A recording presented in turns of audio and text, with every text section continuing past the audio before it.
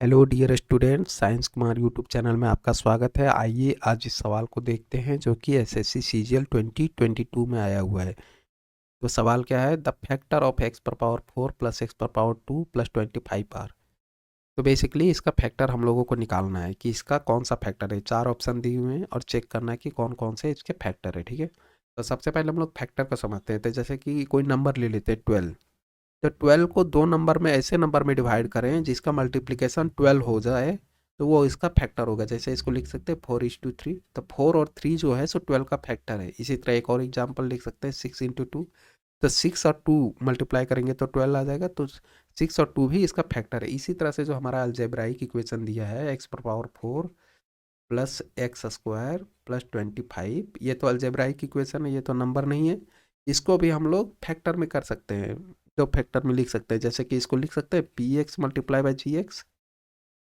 तो इसमें दो फैक्टर हो गया, पी एक्स और एक जी एक्स। ठीक है, तो इन दोनों को यदि मल्टीप्लाई करेंगे तो सेम नंबर आएगा। जैसे हम लोगों ने यहाँ पर कॉन्सेप्ट अप्लाई किया था कि ये 4 है, ये 3 है, तो मल्टीप्लाई करके 12 आ जाएगा।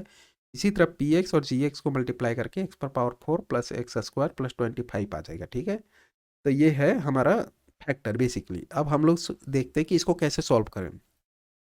तो जैसे कि ये एग्जाम में आया हुआ सवाल है, तो इसको सॉल्व करने में यदि एक बेसिक प्रोसेस से जाए तो इसको सॉल्व करने में थोड़ा टाइम लगेगा। तो इसका सबसे इजी तरीका क्या होगा इस सवाल को सॉल्व करने के लिए, कोई कोई वैल्यू पुट करके देख सकते हैं।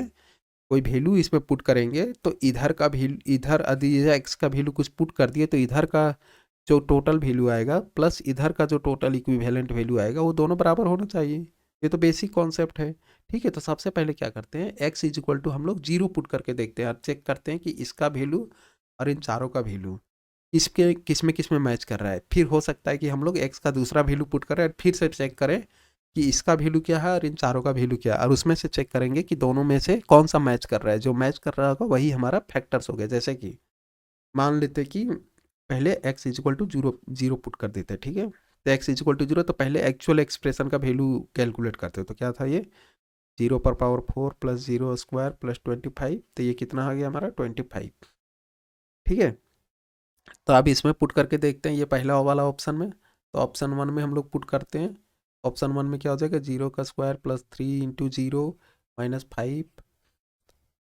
यहाँ पर हो जाएगा 0 स्क्वायर माइनस 3 × 0 प्लस 5। ये हमारा क्या हो जाएगा, यहाँ हो जाएगा -5 और ये हो जाएगा 5। सो ये है हमारा -25। मतलब क्या हो गया कि ये जो पहला वाला है इसका वैल्यू यदि x is equal to 0 put किया तो -25 है, लेकिन एक्चुअल एक्सप्रेशन में कितना आ रहा था 25। मतलब कि ये हमारा ऑप्शन में नहीं होगा, ये करेक्ट आंसर नहीं है। ठीक है, अब दूसरा का चेक करते हैं। तो दूसरा का चेक करेंगे तो उसमें भी 0 पुट कर देंगे, x is equal to 0 square plus 3 × 0 plus 5, फिर 0 स्क्वायर माइनस 3 × 0 प्लस 5। तो ये क्या बचा 5 × 5, तो ये हमारा 25 आ गया। तो बेसिकली ये हमारा आंसर हो सकता है। अब दूसरा का भी चेक करते कि दूसरे में भी आ रहा है। तो इसमें करते हैं 0 square minus 3 × 0 plus 5, 0 square minus 3 × 0 plus 5। तो इसका वैल्यू क्या आ जाएगा 5 × 5। इसमें भी 25 आ रहा है, तो दूसरा तीसरा भी ऑप्शन आंसर हो सकता है।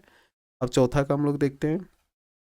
चौथा में भी x is equal to 0 put करेंगे, 0 का स्क्वायर प्लस 3 × 0 प्लस 5, और ये हो जाएगा 0 स्क्वायर प्लस 3 × 0 प्लस प्लस 5। तो ये भी हमारा क्या हो जाएगा 5 × 5। तो इसका भी वैल्यू 25 आ गया। तो basically x is equal to 0 जब हम लोगों ने पुट किया तो जो एक्चुअल एक्सप्रेशन है उसका वैल्यू तो 25 आया ही था, और बाकी सारे सेकेंड ऑप्शन, थर्ड ऑप्शन और फोर्थ ऑप्शन तीनों का भी वैल्यू 25 आ गया। तो मतलब कि इन तीनों में से कोई भी आंसर हो सकता है। ठीक है, तो अब हम लोग है सो इसमें डिसाइड नहीं कर पा रहे हैं कि कौन सा होगा इसमें करेक्ट आंसर। तो क्या करेंगे, एक्स इज इक्वल टू अब दूसरा वैल्यू पुट करेंगे। अब x is equal to 1 put कर देते हैं। एक्स इज इक्वल टू 1 क्यों पुट कर रहे हैं, एक्स इज इक्वल टू 1 इसलिए पुट कर रहे हैं क्योंकि इसको पुट करेंगे तो इस एक्सप्रेशन का वैल्यू कैलकुलेट करने में ईजी होगा। क्योंकि 1 का स्क्वायर लेंगे तो क्या होगा 1 ही होगा, 1 किसी से मल्टीप्लाई होगा तो वही नंबर रहेगा जो पहले था। तो basically x is equal to 1 easy रहेगा। एक्स की जगह यदि 5 पुट करते तो क्या होता, ये स्क्वायर करते तो फिर 25 हो जाता, तो थोड़ा सा कॉम्प्लिकेटेड होता, तो उसको हम लोग नहीं कर रहे। ठीक है, तो x is equal to 1 put कर रहे हैं तो पहले एक्चुअल एक्सप्रेशन का वैल्यू कैलकुलेट करते हैं। तो एक्चुअल एक्सप्रेशन का वैल्यू क्या हो जाएगा, एक्स पर power 4 plus x square plus 25 क्या हो जाएगा हमारा, ये हो जाएगा 1 पर पावर 4 1 का स्क्वायर प्लस 25। तो क्या हो जाएगा, ये हमारा 27 आ जाएगा।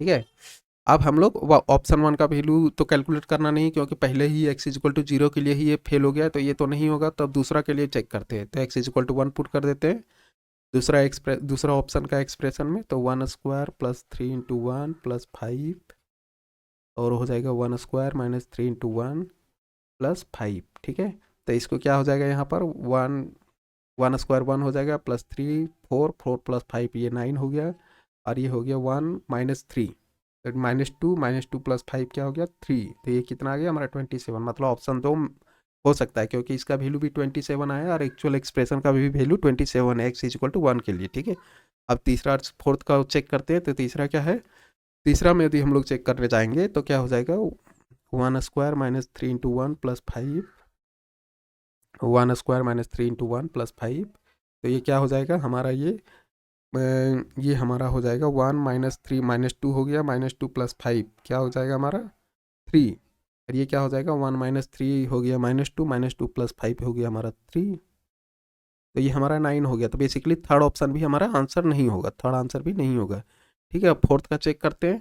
फोर्थ वाला कैसे चेक करेंगे, उसमें भी x is equal to 1 put कर देंगे, तो 1 स्क्वायर प्लस 3 इंटू 1 प्लस 5, ये हो जाएगा 1 स्क्वायर प्लस 3 इंटू 1 प्लस 5। ठीक है, अब इसको हम लोग सॉल्व करेंगे तो क्या हो जाएगा हमारा 1 प्लस 3 4 4 प्लस 5 9, ये 9 हो गया, और ये क्या हो जाएगा 1 प्लस 3 4 4 प्लस 5 9, तो ये भी 9 हो गया, तो 9 इंटू 9 81 हो गया।